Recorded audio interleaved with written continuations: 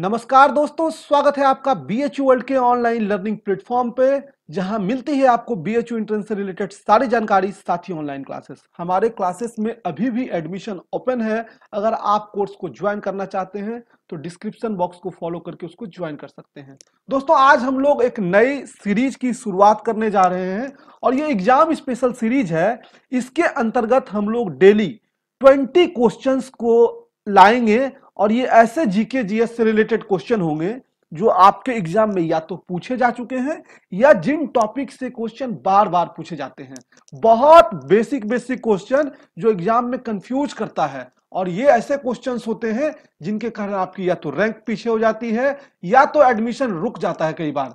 तो ऐसे क्वेश्चंस जो कंफ्यूज करते हैं और जो बार बार आते हैं, इस पूरे सीरीज के अंतर्गत हम लोग देखेंगे। उम्मीद है आपको ये सफर जो है काफी अच्छा लगेगा। आज पहला क्विज हमारा होने जा रहा है। इसमें हम लोग 20 क्वेश्चंस अलग अलग सब्जेक्ट के जब आगे बढ़ेंगे तो आप देखेंगे। आइए सीधे वीडियो की शुरुआत करते हैं, बिना समय गवाए अपना क्वेश्चन देखते हैं। दोस्तों, हमारा देखिए पहला क्वेश्चन जो है वो ये है कि इलाहाबाद के स्तंभ लेख में हरिसेन ने किसकी प्रशंसा की है। अब इससे पहले कि हम हरिसेन के बारे में जाने, हमारा प्रश्न इलाहाबाद के स्तंभ लेख के आसपास घूम रहा है। देखिए, इलाहाबाद स्तंभ लेख से ऐतिहासिक दृष्टि से 3 शासकों का इससे संबंध है। पहले तो अशोक से इसका संबंध है, दूसरा समुद्रगुप्त से संबंध है, तीसरा शाहजहां से भी संबंध है। लेकिन आपको इतना डीप अभी नहीं जाना है। यह मैंने इसलिए बता दिया, कई बार प्रश्न इस तरह से पूछ लिया जाता है कि इलाहाबाद के स्तंभ लेख में जो है किस शासक का वर्णन मिलता है, तो आपको समुद्रगुप्त ऑप्शन में नहीं मिलेगा तो आप कंफ्यूज हो जाएंगे। तो अशोक और शाहजहां भी इससे संबंधित है। लेकिन चूंकि प्रश्न ये कह रहा है कि हरिसेन ने किसकी प्रशंसा की है, यानी इलाहाबाद पिलर आर्टिकल में हरिसेन ने किसके प्रेज किए, किसके बारे में प्रेजिंग किया है, तो इसका उत्तर है समुद्रगुप्त। गुप्त वंश से संबंधित शासक थे समुद्रगुप्त, और हरिसेन जो थे वो इसके पोएट थे, कोर्ट पोएट थे, यानी दरबारी कवि थे। इन्होंने प्रयाग प्रशस्ति में, यानी इलाहाबाद के स्तंभ लेख का ही वो हिस्सा है प्रयाग प्रशस्ति, जिसको प्रयाग प्रशस्ति के नाम से भी जाना जाता है, उसमें समुद्रगुप्त के बारे में वर्णन किया है और उनकी प्रशंसा की है। तो प्रश्न देखिए, अगर घुमा के इस तरह से पूछा कि प्रयाग प्रशस्ति में हरिसेन ने किसकी प्रशंसा की है, तो प्रयाग प्रशस्ति में हरिसेन ने समुद्रगुप्त की प्रशंसा की है। प्रश्न को इस तरह से घुमा के पूछा जाता है कि प्रयाग प्रशस्ति किसकी रचना है, किसने प्रयाग प्रशस्ति को लिखा है, तो प्रयाग प्रशस्ति को हरिसेन ने लिखा है। तो जब आप क्वेश्चन पढ़ते हैं तो उसमें और भी कई क्वेश्चंस होते हैं, ये आपको ध्यान देना होता है, तभी आप एग्जामिनेशन में सारे क्वेश्चंस को कर पाएंगे। और यही हमारा कंसेप्ट कहता है कि आपको पढ़ाते पढ़ाते उन सारे क्वेश्चन से आपको अवगत कराते जाएं। चलिए, तो पहला का आंसर हो गया समुद्रगुप्त। दूसरे क्वेश्चन की ओर हम बढ़ते हैं। हमारा दूसरा क्वेश्चन भी काफी आसान और सरल, सीधा सा प्रश्न है, जैन ग्रंथों की रचना किस लिपि में हुई है। तो जैन ग्रंथ की रचना जो है वो हुई है प्राकृत लिपि में। लेकिन आप जान लीजिए कि कई बार आपको ऑप्शन में संस्कृत या अपभ्रंश भी मिलेगा, संस्कृत या अपभ्रंश। अब आपको एक बात बता दें कि जीके जीएस में जो क्वेश्चंस होते हैं वो कई बार कंफ्यूज कर देते हैं, क्योंकि आपने प्राकृत पढ़ा है यहां पे, लेकिन आपने उसके आगे पढ़ा नहीं है। अब ऑप्शन अगर नहीं मिला तो हम ये मान लेते हैं या तो क्वेश्चन गलत है या हम लोगों ने उसको डिटेल जो है अध्ययन नहीं किया है। तो क्वेश्चंस को डिटेल एनालिसिस करना जो है वो बहुत जरूरी होता है, और अधिकांश केस में बच्चे क्वेश्चन को गलत मान लेते हैं। गलत नहीं होता है, अधिकांश क्वेश्चन सही होता है। एक आध क्वेश्चन तो हर बार एंट्रेंस में भी, बीएचयू एंट्रेंस भी हर बार एक दो क्वेश्चन जो है वो डाउटफुल देता है, जिसको बाद में कैंसिल कर देते हैं, तो वो अलग बात है। लेकिन जो भी क्वेश्चंस आपके प्रीवियस ईयर में हैं, आप उसका अगर डिटेल एनालिसिस करेंगे तो आप पाएंगे कि कई नई बातें आप सीखेंगे, और इस वीडियो में हम लोग वही कर रहे हैं। तो इसका उत्तर सीधा है प्राकृत लिपि प्रश्न के हिसाब से। लेकिन अगर प्राकृत उत्तर में नहीं मिला तो हम संस्कृत और अपभ्रंश को भी खोजेंगे। दूसरी बात, जैन से एक और इंपॉर्टेंट क्वेश्चन ये आता है कि श्वेतांबर और दिगंबर वो किससे संबंधित हैं। श्वेतांबर और दिगंबर, आपको बता दें कि श्वेतांबर और दिगंबर जो हैं वो जैन के ही भाग हैं। 2 हिस्सों में जैन ग्रंथ आगे चल के बट गया था। तो जो श्वेत कपड़ा पहनते थे उनको कहा गया श्वेतांबर, और जो वस्त्रहीन रहते थे, जो वस्त्र नहीं पहनते थे, उनको कहा गया दिगंबर। साथ ही एक और इंपॉर्टेंट रोचक जानकारी आपको दे दें कि जैन ग्रंथों को जो है, जैन साहित्यों को आगम कहा जाता है। कई बार प्रश्न पूछा गया है ये कि किस धर्म के साहित्यों को आगम कहा जाता है। ऑप्शन दे देगा जैन, बौद्ध। तो जैन ग्रंथ के जो है धर्म साहित्य जो है उनको आगम कहा जाता है। चलिए अब हम बढ़ते हैं अपने तीसरे क्वेश्चन की ओर। तीसरा क्वेश्चन भी काफी सरल और काफी इंपॉर्टेंट भी है। देखिए क्वेश्चन कह रहा है कि सिंधु घाटी की सभ्यता की खुदाई में विशाल स्नानागार कहां से मिला है। दोस्तों आपने देखा कि तीन क्वेश्चन में हमने तीन चैप्टर को टच किया है। पहले गुप्त वंश को टच किया, फिर हम रिलीजियस मूवमेंट की तरफ गए और फिर सीधा आ गए हैं इंडस वैली सिविलाइजेशन की ओर। तो विशाल स्नानागार जो है वो मिला हमको मोहनजोदड़ो से। लेकिन यहाँ पे एक चीज और इंपॉर्टेंट हो जाता है कि किन किन जगहों से क्या मिला है ये आप खोज के पढ़िए। आपको कमेंट बॉक्स में बताना है कि हड़प्पा से क्या मिला है, लोथल से क्या मिला है और रोपर से क्या मिला है। दोस्तों यकीन मानिए अगर आप इस सीरीज से जुड़े रहेंगे और जितनी बातें मैं आपको बताऊंगा वो अगर आप प्रतिदिन कंप्लीट करते जाएंगे, अब ऐसा नहीं कि हम तो 20 क्वेश्चन के साथ जुड़े हैं तो बहुत ज्यादा मान लीजिए हम डिटेल नहीं कर सकते, नहीं तो वीडियो काफी लेंदी हो जाएगा। तो हम जिन बातों को आपको एज ए होमवर्क देते हैं आप उसको जांच करिए, देखिए उसमें क्या मिलता है। तो अगर आप उसकी नोट्स कंप्लीटली बनाते चलेंगे तो आपको काफी बेनिफिट होगा और आपको ये बेनिफिट एग्जामिनेशन हॉल में दिखेगा। तो इसका उत्तर तो सीधा हो गया मोहनजोदड़ो। लेकिन यहां से एक दो प्रश्न और भी आता है कि भाई मोहनजोदड़ो की खोज किसने की। तो मोहनजोदड़ो की खोज जो है वो रखाल दास बनर्जी ने की है। रखाल दास बनर्जी। यहाँ पे मैं एक प्रश्न आपके लिए भी छोड़ता हूं कि सिंधु घाटी सभ्यता की खोज जो है वो किसने की, ये आपको कमेंट बॉक्स में बताना है। साथ ही आपको दो और बातें बता दें कि मोहनजोदड़ो जो है वो है सिंधु नदी के किनारे बसा हुआ। क्वेश्चन ये भी पूछता है कि कौन सा शहर किस नदी के किनारे बसा है। और हड़प्पा जो है वो है रावी नदी के किनारे बसा हुआ। इसी तरह लोथल जो है वो है भोगवा नदी के किनारे बसा हुआ। तो ये देखिए मैंने आपको एक कंसेप्ट बताया, अब इस कंसेप्ट से रिलेटेड जितने क्वेश्चंस हैं वो आपको आज तैयार कर लेने हैं कि कौन किस नदी के किनारे बसा हुआ है, कहां से क्या खोजने पे मिला है। अब यहां से एक दो और क्वेश्चन आता है कि मोहनजोदड़ो से जो है अन्नागाड़ भी मिला है।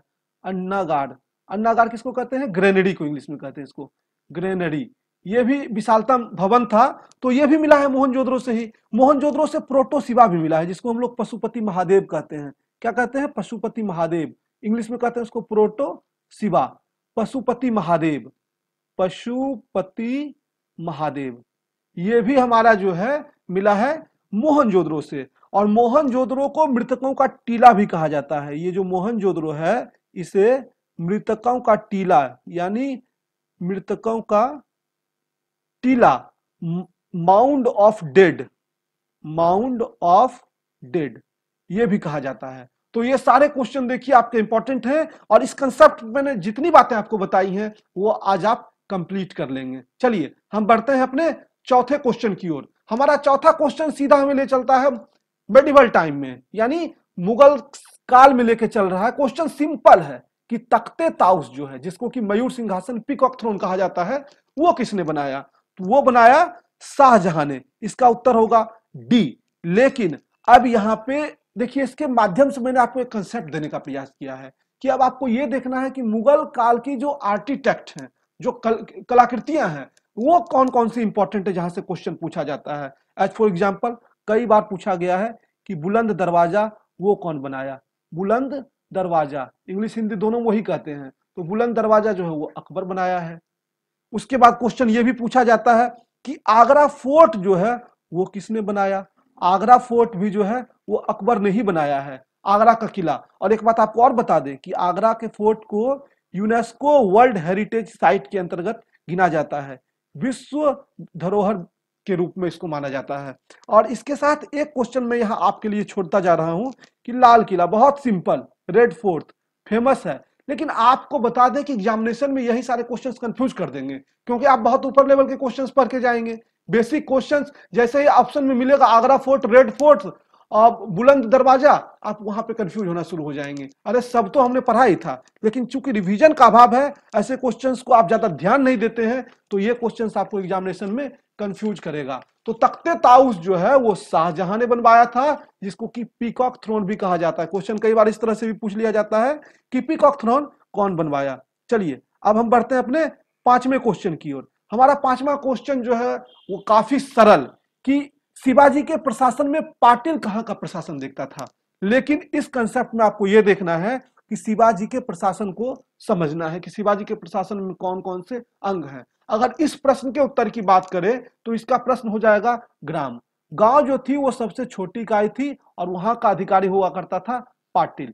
पाटिल जो है वहां के राजस्व संबंधित, न्याय संबंधित सारी क्रियाओं को जो है वो देखता था। और एक बात और बता दें कि शिवाजी से ही संबंधित है अष्टप्रधान। अष्टप्रधान कई बार क्वेश्चन पूछा गया है ये कि अष्टप्रधान किसके प्रशासन से संबंधित है, तो वो शिवाजी के संबंधित है। अब आपको ये देखना है कि अष्टप्रधान में कौन कौन लोग थे और किनको क्या कहा जाता है, ये भी वीवीआई है, इसको याद रखिएगा। हर चीज को मैं यहाँ डील नहीं कर सकता हूँ। और जो एक इंपॉर्टेंट क्वेश्चन इससे आता है वो आता है इनके टैक्स से। तो दो टैक्स है, एक है सरदेशमुखी, हिंदी में टैक्स को कर कहते हैं, और दूसरा है चौथ। ये दोनों टैक्स जो है वो शिवाजी लेते थे।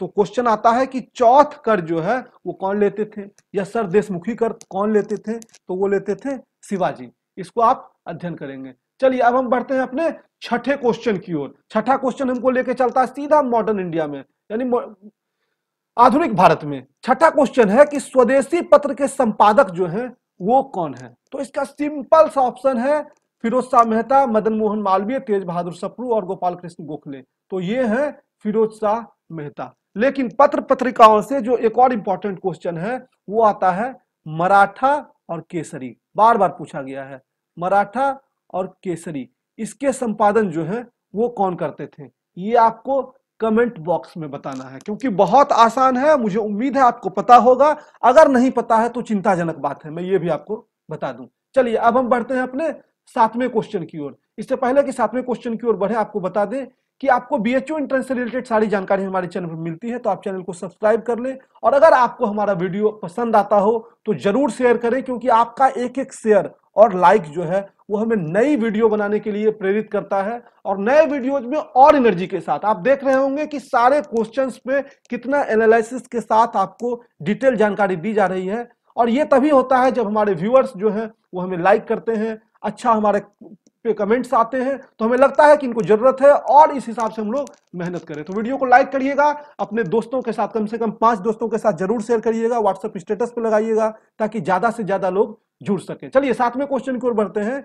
हमारा सातवां क्वेश्चन कहता है कि 1889 में अहमदिया आंदोलन किसने प्रारंभ किया। अब देखिए प्रश्न में हमने 1889 ऐड कर दिया जानबूझ के। प्रश्न यह था कि अहमदिया आंदोलन किसने प्रारंभ किया, लेकिन आपको कई बार प्रश्न यह भी पूछा जाता है कि अहमदिया आंदोलन कब हुआ, तो इसीलिए हमने प्रश्न में ऐड कर दिया ताकि आपको चीजें जो हैं ज्यादा क्लियर रहें। तो ये इसका सिंपल सा आंसर है कि मिर्जा गुलाम अहमद, डी ऑप्शन जो है, उन्होंने प्रारंभ किया। लेकिन अब आपको यहां यह देखना है कि कौन कौन से आंदोलन से कौन कौन से व्यक्ति जुड़े थे। एक इसका चार्ट बना लीजिए। अगर आप कहेंगे तो आंदोलन के ऊपर जो है हम एक फ्रेश वीडियो बना देंगे, क्योंकि एक ये इंपॉर्टेंट टॉपिक है और बहुत वास्ट टॉपिक है, तो बहुत आसानी से यहां पे इसको नहीं बता सकते हैं शॉर्ट में। तो आंदोलन के ऊपर वीडियो बना देंगे अगर आप लोग चाहेंगे तो। और एक बात और आपको बता दें इंटरेस्टिंग, इस मिर्जा गुलाम अहमद के बारे में, इसने स्वयं को नबी घोषित कर दिया था। नबी यानी कि अल्लाह का पैगंबर। लेकिन इसको मुसलमान जो हैं, इस्लाम के अनुयायी जो हैं, वो कभी नहीं माने, कभी एक्सेप्ट नहीं किए और कभी इनको नबी के रूप में स्वीकृति नहीं मिली, लेकिन यह खुद को ही भगवान मानता था। चलिए अब बढ़ते हैं अगले क्वेश्चन की ओर। आठवां इंपॉर्टेंट क्वेश्चन हमारा पॉलिटिकल साइंस की दुनिया में अब चलते हैं। हमने हिस्ट्री के 7 क्वेश्चंस देख लिए। अलग अलग सब्जेक्ट मैंने आपको पहले ही बोला था, इसमें कंप्लीट पैकेज आपको मिलेगा और सारे इंपॉर्टेंट क्वेश्चन को जो है वो कवर करेंगे। देखिए संविधान सभा के अस्थायी अध्यक्ष के रूप में किसे निर्वाचित किया गया था। बहुत सिंपल क्वेश्चन है, इसका उत्तर होगा राजेंद्र प्रसाद। लेकिन कई बार अस्थायी और अस्थायी जो है वो हमें एग्जाम में कंफ्यूज करता है। तो अस्थायी अध्यक्ष कौन थे ये आपको बताना है कमेंट बॉक्स में। इस बात को ध्यान रखिएगा कि बहुत बारीकी से आपको अस्थायी और अस्थायी को एग्जामिनेशन में टिक करना है। क्वेश्चंस को पढ़ना है एग्जामिनेशन में अच्छे से। कई बार आप गलत इसलिए कर जाते हैं क्योंकि आप क्वेश्चंस को पढ़ते नहीं अच्छे से। एक बात का ध्यान रखिएगा कि जब आप क्वेश्चंस को अच्छे से पढ़ेंगे तभी आपका उत्तर 100% एक्यूरेट हो सकता है। और एक जाना हुआ क्वेश्चन अगर आपका गलत होता है तो -4 होता है। 3 मार्क्स तो आपका जाता ही है, -1 भी हो जाता है। और ये 4 मार्क्स आपको हजारों हजार लोग से पीछे कर सकता है। इस बात का ध्यान रखिएगा। 9वां क्वेश्चन काफी इंपॉर्टेंट और काफी सरल भी, कि संविधान सभा के प्रारूप समिति के सदस्यों की संख्या कितनी थी। तो संविधान सभा में प्रारूप समिति में कुल 7 सदस्य थे। लेकिन अब आपको यह बता दें कि क्वेश्चन में चूंकि कंस्टिट्यूएंट असेंबली की बात आई है, तो कंस्टिट्यूएंट असेंबली का गठन जो है वो 1946 में, जब कैबिनेट मिशन आ गया, कैबिनेट मिशन। अब देखिए एक चीज मैंने यहाँ पे ऐड किया कि कैबिनेट मिशन जो है कब आया था, 1946 में आया था। तो उन्हीं के संस्तुति पे, उन्हीं के जो है रिकमेंडेशन पे संविधान सभा का गठन हुआ, और उस समय 389 मेंबर्स कंस्टिट्यूएंट असेंबली में रखे गए। लेकिन बाद में जो है विभाजन हो गया, तो विभाजन के पश्चात ये संख्या घटी और 324 या 329, इसको जरा चेक कर लीजिएगा, मैं कंफर्म नहीं हूं, थोड़ा सा कंफ्यूजन हो रहा है मुझे भी यहाँ पे। तो 324 या 329 के आसपास जो है विभाजन के बाद हो गया था। लेकिन खैर ये आपसे इंपॉर्टेंट नहीं है, 389 ही पूछता है कि संविधान सभा में कितने सदस्य थे, तो 389 थे। और ये प्रारूप समिति जो है अलग अलग कमीशन बने हुए थे, अलग अलग कमिटीज बने हुए थे कॉन्स्टिट्यूशन जब बन रहा था तो कॉन्स्टिट्यूएंट असेंबली में। तो लेकिन आपसे क्वेश्चन नहीं पूछता, एलएलबी वालों से ना कि यहाँ पे डीप पूछता है, लेकिन एलएलबी वालों को अनुराग सर ने यहाँ पे मुझे उम्मीद है पूरा कि डिटेल में पढ़ाया होगा। इसके अतिरिक्त भी कई समिति होती है, जैसे वार्ता समिति, प्रांतीय संविधान समिति। लेकिन ये सारे क्वेश्चंस आपको बीएड में, बीए में या बीए एलएलबी में, बीए एलएलबी में तो खैर देखने को मिलेगा अलग अलग समिति से क्वेश्चन। तो बीए बीएड में और पीटी कोर्सेज जो नॉर्मल कोर्सेज हैं जहां पे कॉमन टेस्ट होता है उसमें देखने को नहीं मिलता है। तो बीएल एलएलबी वाले और एलएलबी वाले थोड़ा सा इसको डीप में अध्ययन करिएगा जो अनुराग सर ने आपको पढ़ाया है।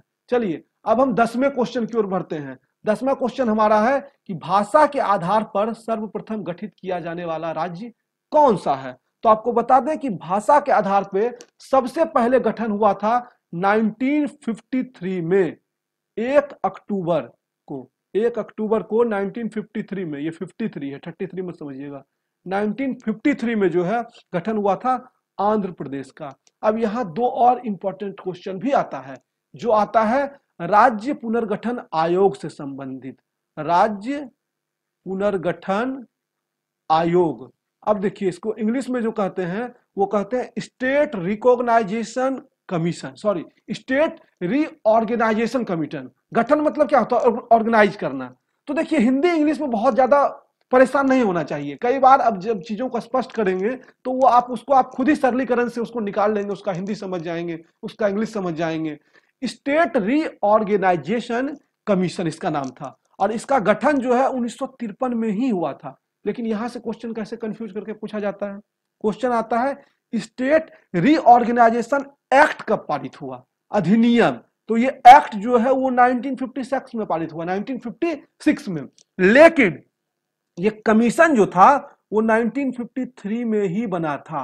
अब आप अगर आधा आध कचरा पढ़े रहेंगे तो आप कह देंगे सर ने ही गलत पढ़ा दिया, 95 93 तो ऑप्शन में ही नहीं है। ऑप्शन में नहीं रहेगा तो नहीं वो एक्ट के बारे में पूछता रहा होगा, और जब भी पुनर्गठन आयोग की बात होगी तो वो 53 में ही होगी, और एक्ट जो है वो 1956 में आया जुलाई महीने में। ठीक, तो ये हमारा हो गया पॉलिटिकल साइंस से इंपॉर्टेंट 10वां क्वेश्चन। चलिए 11वें क्वेश्चन की ओर हम बढ़ते हैं। हमारा 11वां क्वेश्चन भी काफी सरल है। वो कह रहा है कि निम्नलिखित में से किसको संविधान की आत्मा कहा गया है। अब देखिए ये भी काफी इंपॉर्टेंट, काफी कंफ्यूजिंग क्वेश्चन है। कंफ्यूजिंग इस मामले में है कि संविधान की आत्मा कई लोगों ने कह दिया है, अलग अलग लोगों ने कह दिया। लेकिन सामान्य तौर पे प्रश्न में अगर कुछ नहीं लिखा है तो आपको ऑप्शंस के हिसाब से जाना पड़ेगा। जैसे कि ज्यादातर केसेस में बी आर अम्बेडकर, बाबा साहब भीमराव अंबेडकर की बात जो है वो क्वेश्चन एग्जामिनर देते हैं। तो ये कहे थे आर्टिकल 32 को, आर्टिकल 32 जो कि है कॉन्स्टिट्यूशनल रेमेडीज का, यानी संवैधानिक उपचार से संबंधित है हमारा ये आर्टिकल 32। तो इसी को बाबा साहब ने जो है कहा था कि यह संविधान की हृदय और आत्मा है। लेकिन कई बार ऑप्शन में आपको प्रियम्बल मिलेगा, ये नहीं मिलेगा। तो प्रियम्बल को भी संविधान की आत्मा कहा था, और उस समय एक सदस्य हुआ करते थे संविधान सभा में जिसका नाम था पंडित ठाकुर दास भार्गव, पंडित ठाकुर दास भार्गव। इन्होंने कहा था कि प्रियम्बल जो है, हमारी प्रस्तावना जो है वो संविधान सभा की, वो संविधान की आत्मा है। और भी कई लोगों ने, 3-4 लोगों ने कहा है, लेकिन आपको क्वेश्चन जो है वो अधिकांशतः बाबा साहब से संबंधित ही पूछा जाता है, आर्टिकल 32 से संबंधित पूछा जाता है। फिर भी मैंने आपको प्रीएम्बल एक्स्ट्रा करके बताया ताकि अगर मान लीजिए क्वेश्चन चेंज हो गया तो उस स्थिति में आप इसको लगा लें, आपको ऐसा न लगे कि क्वेश्चन ही गलत है। क्वेश्चन नंबर 12 की ओर बढ़ते हैं। हमारा क्वेश्चन नंबर 12 कहता है कि संविधान निर्माताओं ने कौन सा लक्षण अमेरिका से ग्रहण किया। अब देखिए क्वेश्चंस को कैसे हम लोग topic to topic, point to point change कर रहे हैं। अब यहाँ पे आपको हमने दे दिया कि कौन कौन सा ट्रेट जो है हमारे कॉन्स्टिट्यूशन में वो किन किन कंट्रीज से लिया गया है। ये क्वेश्चन देने का मतलब ये नहीं है कि सर आप इसी क्वेश्चन को पढ़ें, इसका मतलब ये है कि इस टॉपिक को एनालिसिस करें, क्योंकि यहां से कई क्वेश्चन पूछे जाते हैं। अगर सिर्फ इसकी बात करें तो इसका उत्तर तो प्रीएम्बल हो जाएगा, प्रस्तावना हो जाएगा। लेकिन अगर हम और चीजों की बात करें जैसे कि कानून का शासन, जिसको कि रूल ऑफ लॉ कहा जाता है, तो ये लिया गया ब्रिटेन से। इसके बाद हमारे पास आया सिंगल सिटीजनशिप, ये भी लिया गया ब्रिटेन से। इसके बाद हमारे पास प्रीएम्बल आ गया, तो प्रीएम्बल जो है वो लिया गया हमारा, अभी तो ये मैंने बता ही दिया, यूएसए से, अमेरिका से, उसमें क्वेश्चन में ही लिखा हुआ है। प्रीएम्बल हमारा लिया गया यूएसए से। और फिर आता है संविधान में संशोधन, तो संविधान में संशोधन जो है वो हम लोगों ने लिया है साउथ अफ्रीका से, दक्षिण अफ्रीका से। इसके अतिरिक्त भी और क्या क्या चीजें हमने, क्या कनाडा से लिया है हमने, क्या जैसे कि आयरलैंड से हमने डीपीएसपी लिया है, directive principle of state policy, ये हमने लिया है। उसके बाद हमने फंडामेंटल राइट जो है वो यूएसए से लिया, जबकि फंडामेंटल ड्यूटीज जो है वो यूएसएसआर से लिया। ये सब लिख लीजिएगा, फंडामेंटल, क्योंकि क्वेश्चन पूछता है। फंडामेंटल राइट जो है वो हमने यूएसए से लिया। लेकिन अगर हम ड्यूटीज की बात करें तो ड्यूटीज हमने यूएसएसआर से लिया, जो कि संयुक्त सोवियत संघ था। अब ये रसिया में विखंडित हो चुका है, विखंडित होने के बाद अब ज्यादा ये कई भागों में विखंडित हुआ, और रूस जो है इसका एक बड़ा हिस्सा अभी है, तो हमने उस समय लिया था, इसीलिए यूएसएसआर ऑप्शन इसका होगा। चलिए अब हम बढ़ते हैं 13वें नंबर प्रश्न की ओर। हमारा 13वां नंबर प्रश्न कहता है ज्योग्राफी से संबंधित। हिस्ट्री कंप्लीट हो गया, पॉलिटिकल के कुछ पोर्शंस को हमने देखा, अब हम बढ़ते हैं ज्योग्राफी में। और इसमें सोलर सिस्टम जो है आपका काफी इंपॉर्टेंट है, कई क्वेश्चंस यहाँ से पूछे जाते हैं। तो सोलर सिस्टम से क्वेश्चन है, निम्नलिखित में से कौन सा ग्रह पृथ्वी के सर्वाधिक नजदीक है। काफी सिंपल है, लेकिन ये आपको एग्जाम में कई बार कंफ्यूज करता है। इसका उत्तर होगा बुध। अब देखिए हमने क्लास 9th में एनसीईआरटी में एक पढ़ा था, इसको लेके ट्रिक जो है वो हमको आज तक याद है। My very educated mother just served us 9 pieces. तो जिसमें हम लोग पढ़ते थे उस समय जो है बुक में प्लूटो को भी माना जा रहा था, तो उस समय 9 ग्रह के बारे में पढ़ाया गया, लेकिन अब 8 ही माना जा रहा है। तो 8 का भी वो फॉर्मूला जो है फिट बैठता है, बस उसमें पीसेस को हटा देना है। ये जो फॉर्मूला है my very educated mother just served us 9 pieces, NCERT का काफी पॉपुलर है। और देखेंगे इसके पहले शब्द में एम से होता है मरकरी, वी से होता है वेनस, ई से होता है अर्थ, फिर एम से होता है मार्स, जे से होता है जुपिटर, एस से होता है सैटर्न, यू से होता है यूरेनस, और एन से होता है नेपच्यून। तो ये सभी ग्रह जो है वो सीक्वेंस में है पृथ्वी से दूरी के हिसाब से। अब आपको इसमें यहाँ ये देखना है कि कौन सा जो है ग्रह तेज गति से घूमता है, कौन सा ग्रह का वजन सबसे ज्यादा है। हालांकि आगे आने वाले क्विज़ में हम इन सारे क्वेश्चंस को सम्मिलित करेंगे। और यहाँ पे एक और इंपॉर्टेंट क्वेश्चन पूछता है, वो है इनर प्लैनेट और आउटर प्लैनेट। इनर प्लैनेट और आउटर प्लैनेट क्या होता है ये आपको अगर पता है। इसमें कितने प्लैनेट, इसमें 4 आते हैं और इसमें 3 आते हैं। इसमें भी आपके 4 आ जाएंगे, आउटर में भी 4 आ जाएंगे। आउटर में जुपिटर, सैटर्न, यूरेनस और नेपच्यून आता है, और इनर में मरकरी, वेनस, अर्थ और मार्स आता है। तो ये 8 प्लैनेट जो है हमारे डिवाइडेड है इनर में और आउटर में। तो ये हो गया हमारा क्वेश्चन। इसके बाद हम बढ़ते हैं अपने अगले क्वेश्चन की ओर। तो हमारा अगला क्वेश्चन जो है वो ये है कि एंडीज नामक पर्वत जो है वो किसका उदाहरण है। देखिए सिंपल क्वेश्चन है, लेकिन ये आपको कंफ्यूज करेगा। अब यहाँ पे इस क्वेश्चन को ऐड करने का बस एक मकसद है कि आप डिफरेंट टाइप ऑफ माउंटेन्स और उसके एग्जाम्पल को पढ़ें। अगर हम एंडीज की बात करें तो इसका सिंपल आंसर है कि एंडीज जो है हमारा वो है वलित पर्वत, यानी कि रेसिडुअल, ये सॉरी फोल्ड माउंटेन, ठीक ना, फोल्ड माउंटेन है। और इसी का एग्जाम्पल आपको बता दें कि कई तरह के पर्वत हैं, कुछ बुक्स में आपको 4 मिल जाएंगे, कुछ में 5 मिल जाएंगे, कुछ लोगों ने 6 भी डिवीजन कर दिया है। लेकिन जो इंपॉर्टेंट डिवीजन है वो यही है, वलित पर्वत जिसको फोल्ड माउंटेन कहा जाता है, ब्लॉक पर्वत जिसको हिंदी में खंड माउंटेन भी कहते हैं, साथ ही अवशिष्ट पर्वत रेसिडुअल माउंटेन, और ज्वालामुखी वॉल्केनिक माउंटेन। लेकिन ज्यादातर क्वेश्चन आपके बार बार पूछे जाते हैं फोल्ड माउंटेन, वलित पर्वत से। और इसका जो इंपॉर्टेंट एग्जाम्पल है वो ये है, हिमालय भी इसी का एग्जाम्पल है, साथ ही रॉकी भी जो है इसी का, और एंडीज तो अभी आपको मैंने बताया ही। इसके बाद अगर हम ज्वालामुखी की बात करें तो ये भी काफी इंपॉर्टेंट है। यहाँ से जापान में एक पर्वत है जिसको कहते हैं फ्यूजियामा, फ्यूजियामा, ये वॉल्केनिक माउंटेन का उदाहरण है। इसके बाद अगर हम ब्लॉक की बात करें तो पाकिस्तान में जो सॉल्ट रेंज है वो ब्लॉक पर्वत के उदाहरण में आता है। पाकिस्तान का salt range, Pakistan salt range, ये आता है हमारा ब्लॉक पर्वत के उदाहरण में। और अगर हम बात करें अवशिष्ट पर्वत की यानी रेसिडुअल माउंटेन की, अवशिष्ट पर्वत की रेसिडुअल माउंटेन में, तो ये भी काफी इंपॉर्टेंट है और यहां से भी क्वेश्चन पूछा जाता है। तो ये भारत में ही जो विंध्य पर्वत है, सतपुरा की पहाड़ियां हैं, ये सब जो है उसका एग्जाम्पल है, साथ ही अरावली की पहाड़ियां।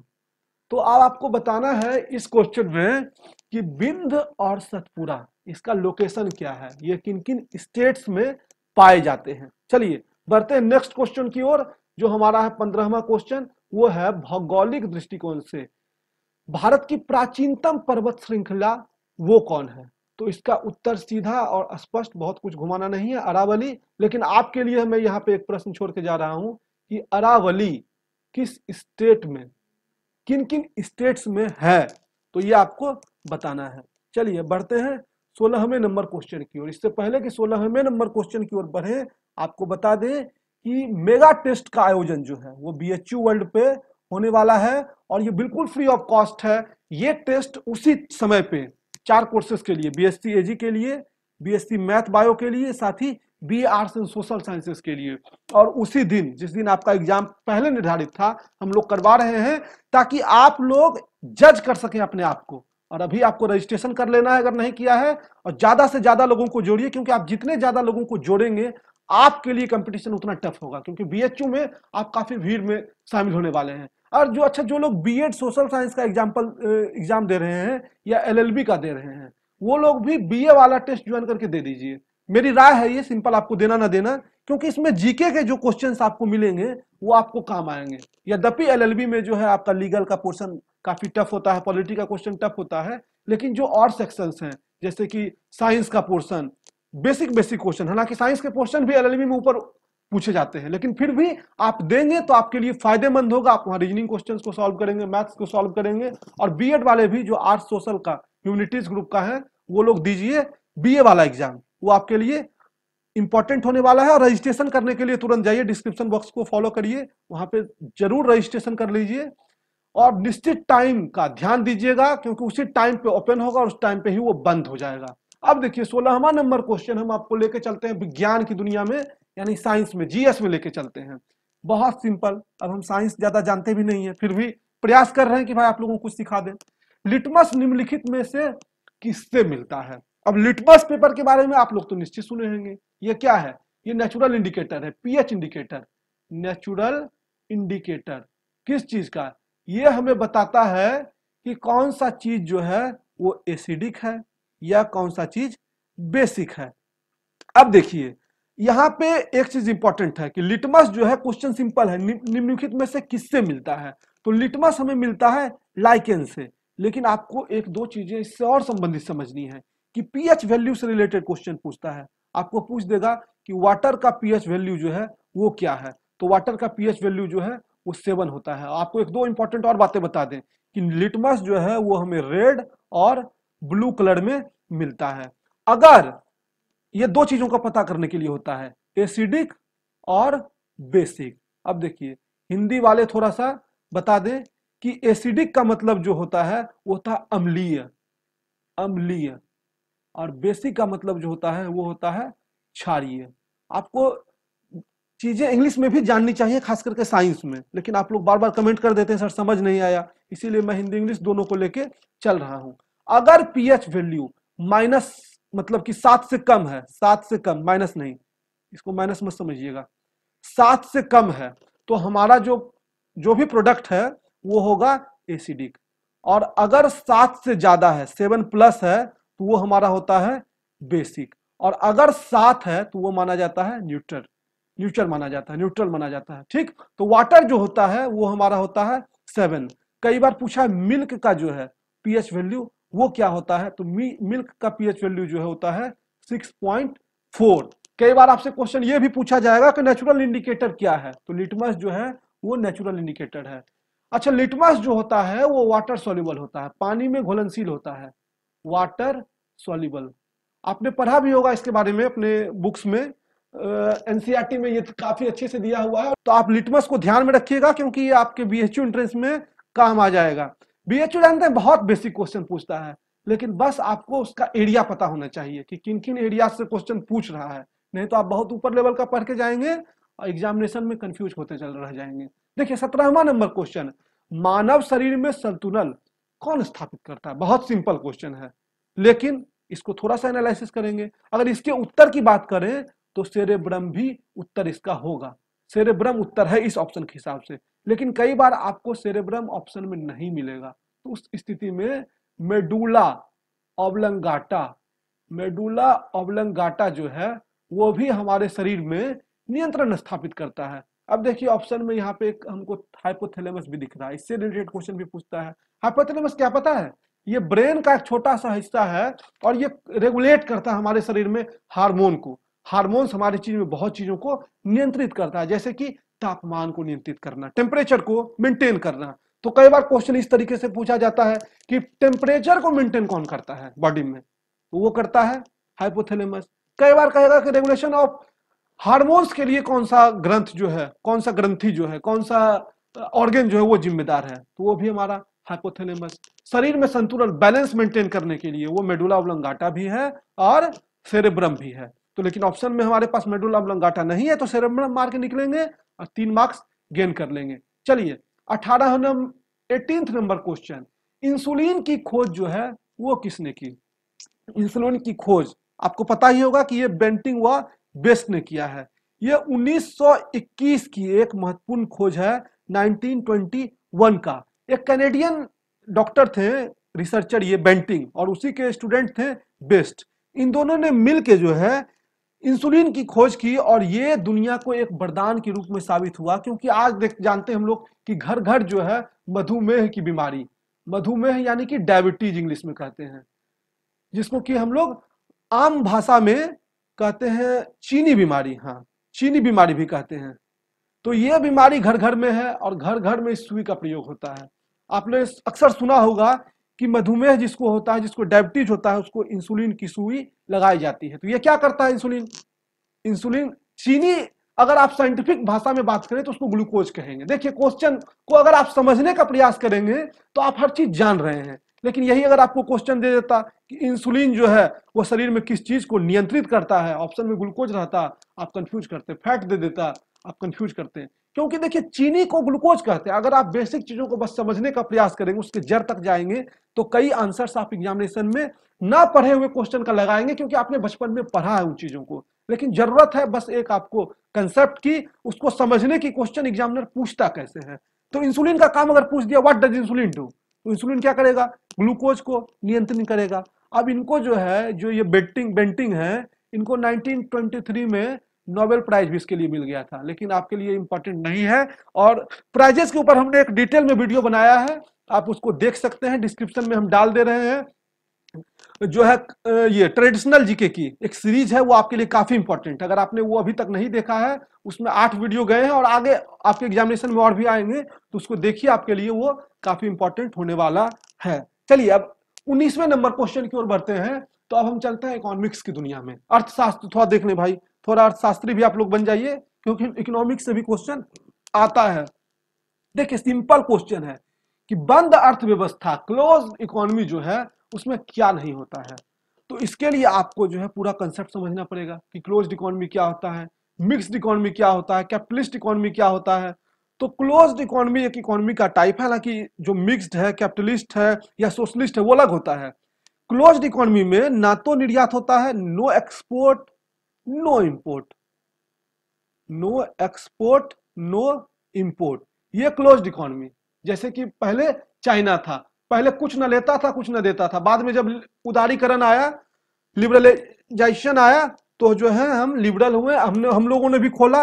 आपको बताना है कि हम लोगों ने दुनिया के लिए अपना द्वार जो है वो कब खोला था, ठीक। और भारत की अर्थव्यवस्था जो है वो मिक्स्ड इकोनॉमी है, यानी कैपिटलिस्ट और सोशलिस्ट। हम लोगों ने अपने इकोनॉमी में दोनों का स्थान दिया हुआ है। और एक क्वेश्चन इंपॉर्टेंट यहाँ से पूछता है कि फादर ऑफ इकोनॉमिक्स जो है वो कौन है, तो वो है हमारे एडम स्मिथ।